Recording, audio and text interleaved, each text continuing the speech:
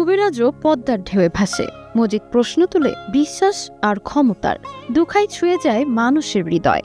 অমর এই চরিত্রগুলোর প্রাণ পুরুষ রাইসুল ইসলাম আসাদ বাংলা অভিনয়ের এক বিশাল বটগাছ, যার ছায়ায় বেড়ে উঠেছে প্রজন্মের পর প্রজন্ম। আজ এই কিংবদন্তি অভিনেতার ৭৩তম জন্মদিন।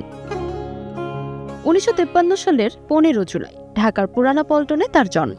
তরুণ বয়সেই জীবনের সবচেয়ে বড় পরীক্ষার মুখোমুখি হন তিনি। ১৯৭১ সালে দেশের স্বাধীনতার জন্য অস্ত্র হাতে যোগ দেন মহান মুক্তিযুদ্ধে।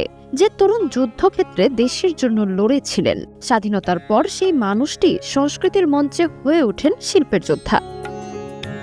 ১৯৭২ সালে বেতার, মঞ্চ ও টেলিভিশনের মাধ্যমে শুরু হয় তার অভিনয় যাত্রা।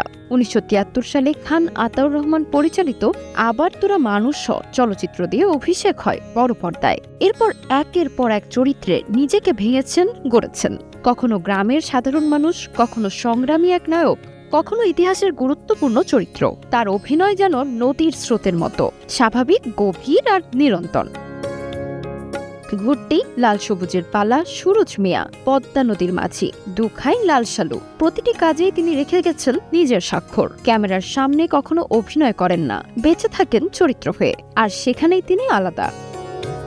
দীর্ঘ ক্যারিয়ারে অসাধারণ অভিনয়ের স্বীকৃতি এসেছে বারবার। ৪ বার জাতীয় চলচ্চিত্র পুরস্কারের শ্রেষ্ঠ অভিনেতা হয়েছেন।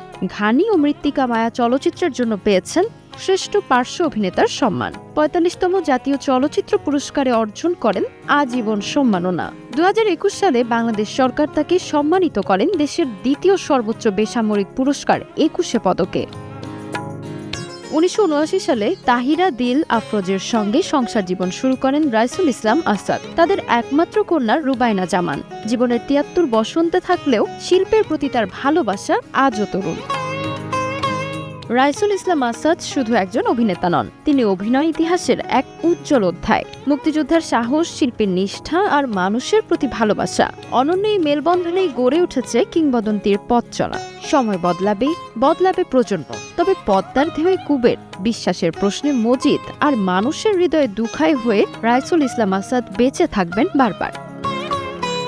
তাজমিলা খান, সময় সংবাদ।